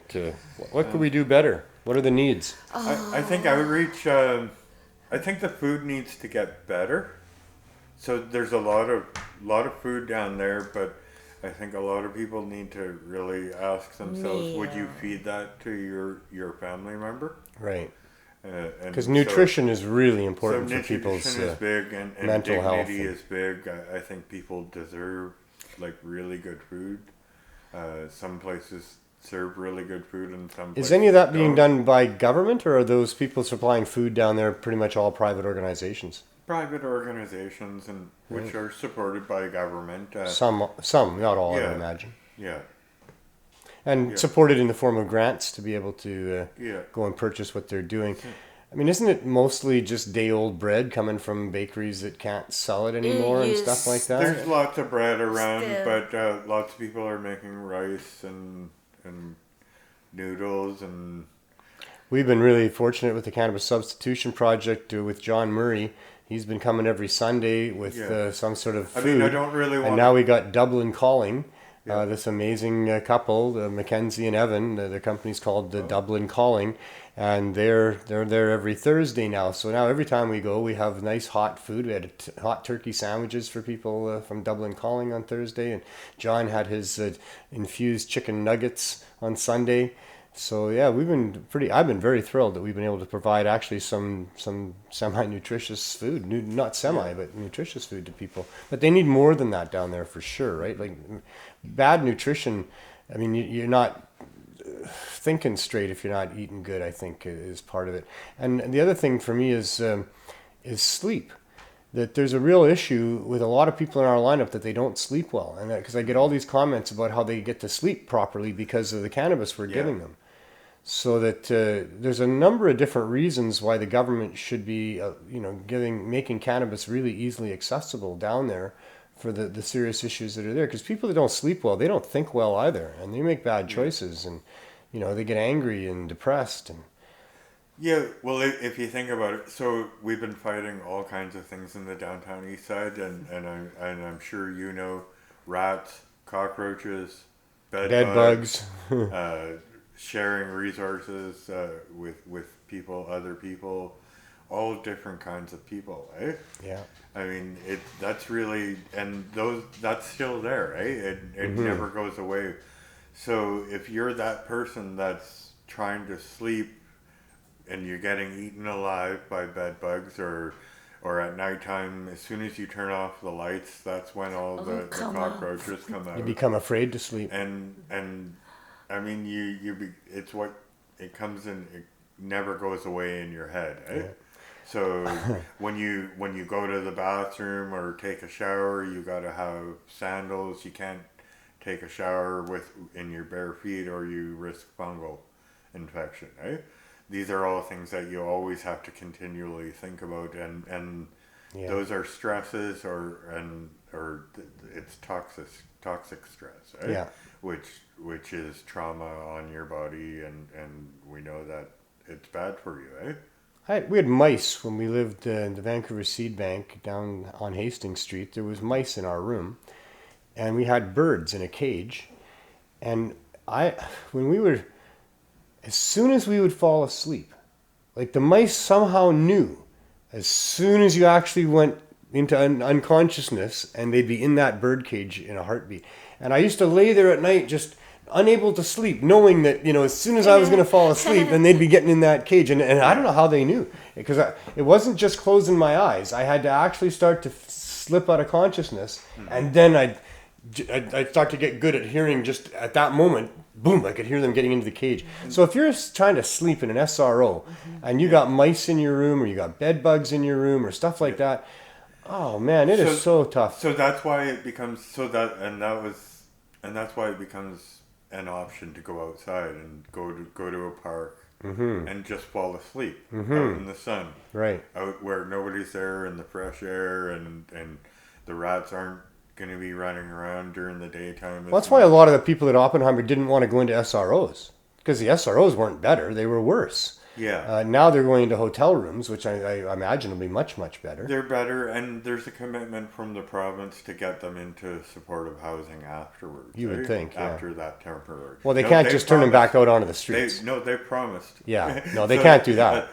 I wouldn't have helped, and neither would the other outreach workers. Right. So they promised. That this is a step towards permanent housing for people. Yeah. And it had to be. It should have happened a long time ago.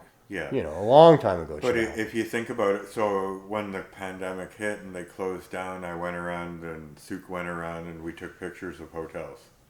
Yep, and I know we you were talked to staff members and that, and nobody was keen on getting homeless people in there. So as a result, we know that BC Housing has tried to do a really tough job, and they did an amazing, crazy job that nobody could do. The unfortunate thing is that we're all going to have to pay through the nose for it, eh? So I've heard it's $224 a night. 290. $290 per person. Being paid to who? To the hotel owners.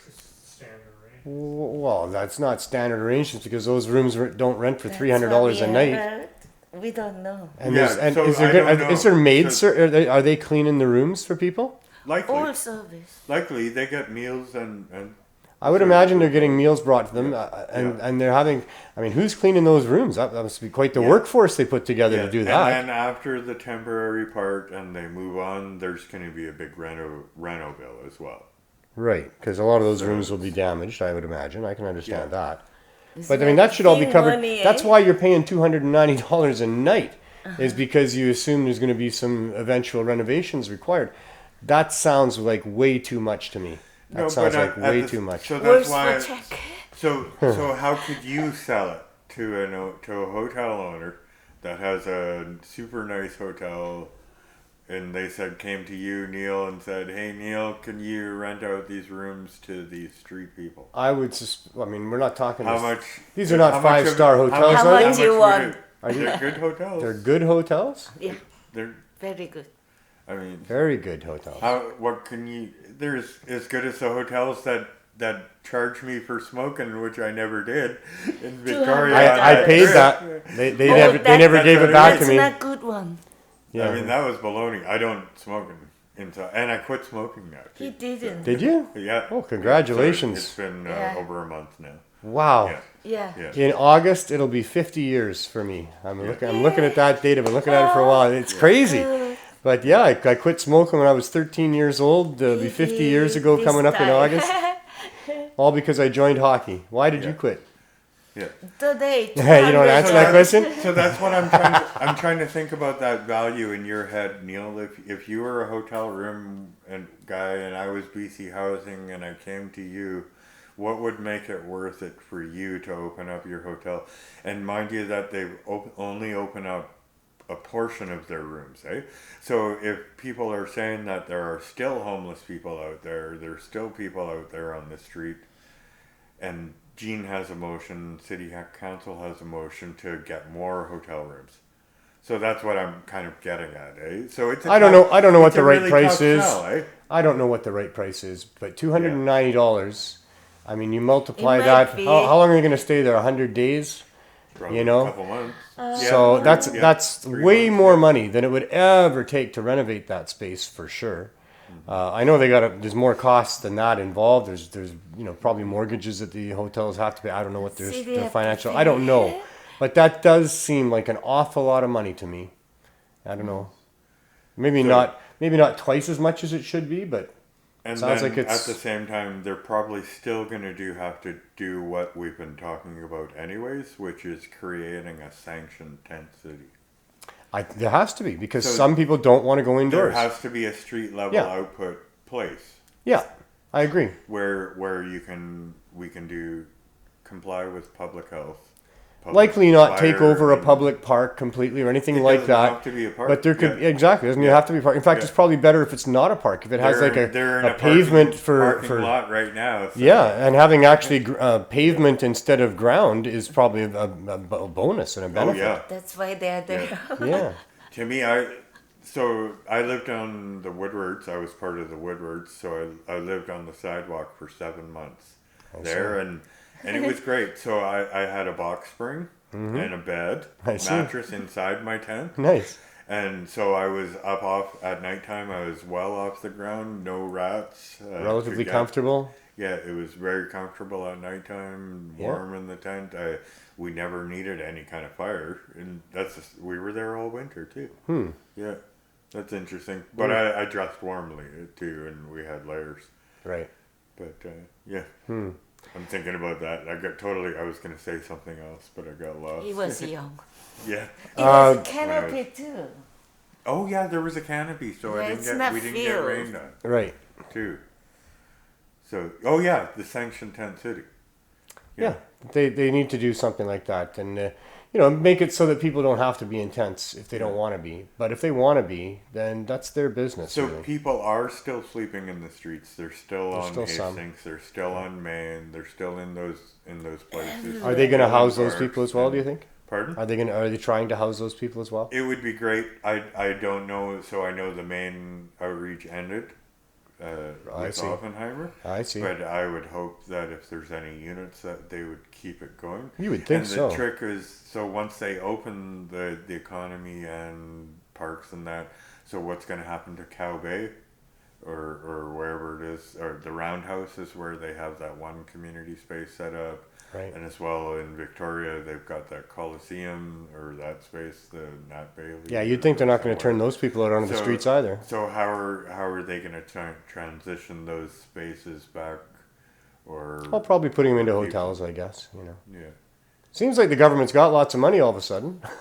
I don't know. Oh, man. I don't. So what They I say think Canada's is- going to be in all right shape even after all this, spending and stuff. So I'm thinking about all the homeless people. I'm thinking about First Nations people in all the different communities across Canada, and I'm thinking there's nothing but land. Mm-hmm. So why not create a First Nations land authority, which can open up spaces for tiny home Tiny home communities. village. So we get those portable units or portables there and start turning them or They are doing that in some other containers. jurisdictions, right? Yeah, and then that way it could free up space from like BC Housing or housing authorities. Eh? Right. I mean- That's a good idea. Yeah. Well, lots of work to be done still, eh? Yes.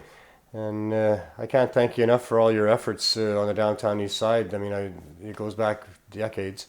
But even for what you're doing lately, you made such a huge difference there at Oppenheimer Park. When I went through there and saw how it had been cleaned up prior to them moving everybody out, and then to realize that it was wars that was behind all of that. Yeah. So many people help. Yeah. Yeah. I help and. There's a lot of people right now There's an helping. army. There's an army. Yeah. What Shannon's doing at the Blue Door, I was there Yeah. yesterday. They're getting all kinds of donations. They can't keep up with going and picking up the donations that people want to give them, and they're sorting it all out. Shoes, pants, clothes. They need more hangers. They need more shelf space, but they've got a little army of people there. All energetic and happy to be helping as well. Nice. The whole downtown east side. This type of thing brings out the worst in some people, and it brings out the best in other people. And hopefully, the communities will find a lot of strength and value in having gone through what we've gone through, and people will be somehow closer by having had to be staying apart for a while. Anything else you want to say just before we wrap this up? No, I think I'm good. I'm almost late for our director meeting for. Oh, don't be AFP, late for a so- director meeting because of me. Thank you so much for coming in and sharing your experience and your time and thoughts with us. All the best in what we're trying to accomplish in the future here, and we'll have you back on somewhere down the road. Nice. Yes. Yeah. Great. Yes? Thank you. Next time, how about talk about Smiling Buddha? Well, the Smiling Buddha we thought we could rent, and then the Just the history of it and yeah, all but they rented it to somebody else, which is probably best. We'll see. We always have to assume that it's for the best when something like that happens. So we're still looking for a storefront. Yeah. We have identified one close to Van Du that I've talked to the agent, but he was not willing to come out during the pandemic and meet with us. His offices were closed. So maybe now in the next week or so we can meet with him again. And you and I are going to go to... Just go tell him we'll drop off a check. Yeah, it shouldn't be that hard. It shouldn't Send really. me the keys. Yeah, it shouldn't be that hard. And you and I are also going to go get ourselves a bank account coming up here pretty quick too. I'm fairly confident that we're going to be able to get that done as well, and then other good things to report coming up. So we'll have to have you back on to talk about that stuff soon. Yeah. Cool. Great. All right. Thank you. Thank you so much. Hello, indica. Indica, do you want these or the raspberry? Hi, how are you today? Good. What a beautiful day out today, huh? And what brings you to our cannabis substitution lineup? I want to get some weed. Pardon me? I want to get some weed. Okay, and how does cannabis help you out with your everyday life? I used to smoke a lot of it, not so much now, but I still do from time to time. Mostly to help me go to sleep. Oh, yeah. Thank you. They're both indicas, right? That has 80 milligrams. This has 100. These are in 5 ball. 5. Yeah, there's 20 So that's why either way. What brings you to Cannabis Substitution Project? Well, it's one of my two favorite days of the week, the Thursday and the Sunday edible cannabis giveaway, because it does me a world of good. And how does it help you out with your everyday life? Well, I've not used down in 4 months now. Oh my God, you have not used any heroin for 4 months? And that's from us? Well, this is helping, so. Oh, I'm so proud of you.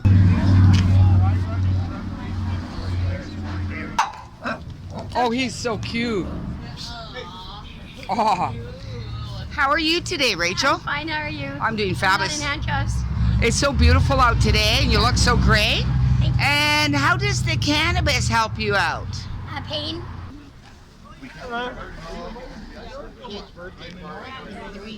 So what brings you to our cannabis substitution lineup?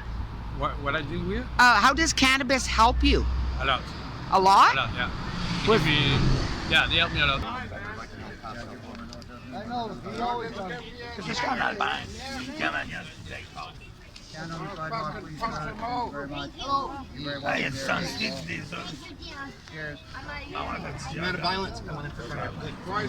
So how does the cannabis help you out?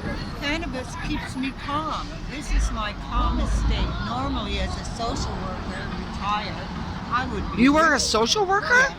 Social worker retired who wants it just right in a cheap environment, using the minimum amount that a working person would use on the street. I don't want to ever live with more money than they do. That drives people crazy, but that's their business, not mine. I choose to help the people that I live among. You know? Oh, that's so and nice. I'm going to live at the same income level as them. You're very My healthy friends- for 80. How long have you been smoking cannabis for? I've had a medical thing for cannabis for about 30 years. Yeah, exactly. Enjoy, brother, enjoy. Oh, sorry. Sidewalk, please, sir. Thank you very much. I missed the last few times I did. Well, I don't know, but you got a lot of people to be satisfied, right? So what brings you to our cannabis substitution lineup? I just need some pot so I can deal with people in my building. You know, they're a bit haywire sometimes. Actually, she's the weed. How does the edibles help your friend out there? They've really been helping her with her arthritis and the pain she has. And her pain? Yeah. Okay. Well, that's so nice of you to help your friend out. How you doing, sir? Good, man. You? Pretty good. Just stay out there, brother. Yeah. This is, what should I give her for weed again? Does she need the weed too? Yes, please. But she wants the DV thing. You know, She wants the CBD? yeah. George, brother. Yeah. Thank you. You're welcome.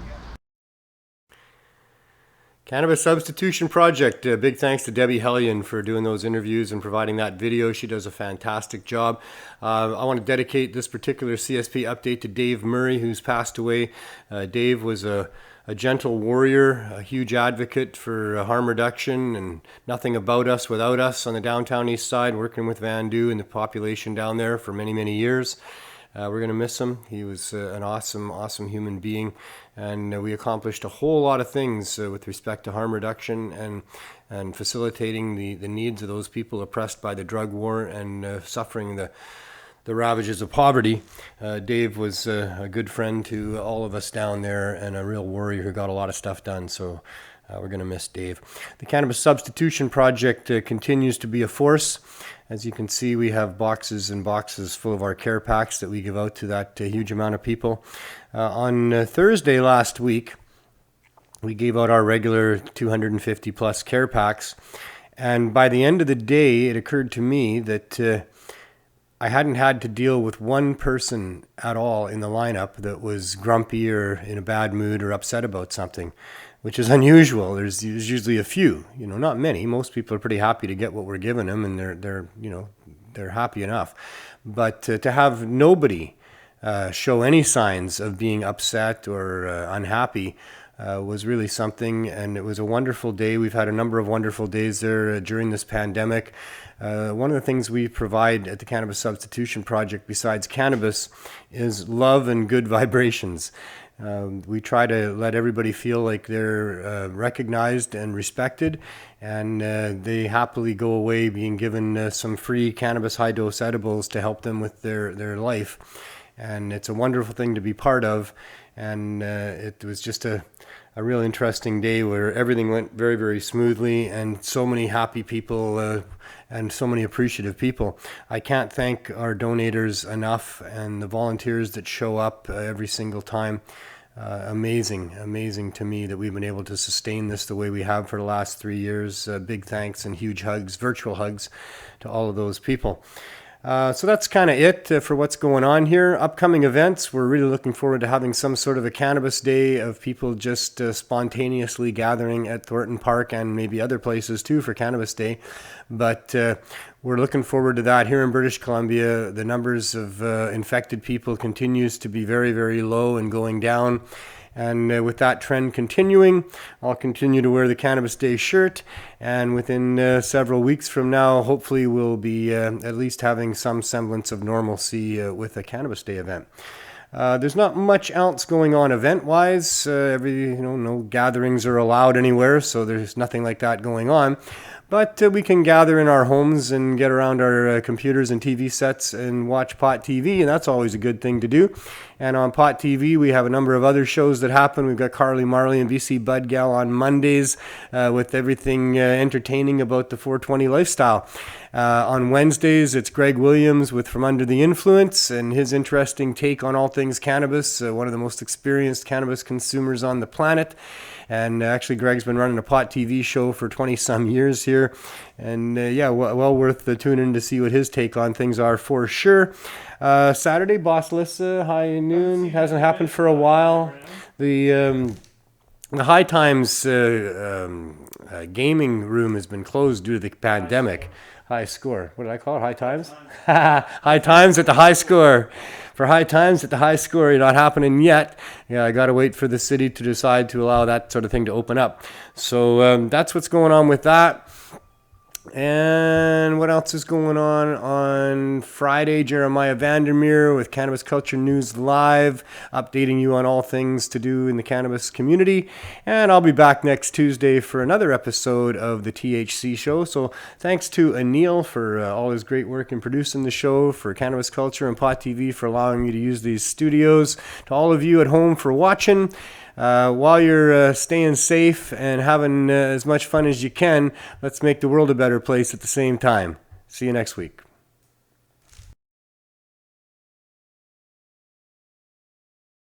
Are we still banned on YouTube? I'm Marijuana Man. Welcome to From Under the Influence.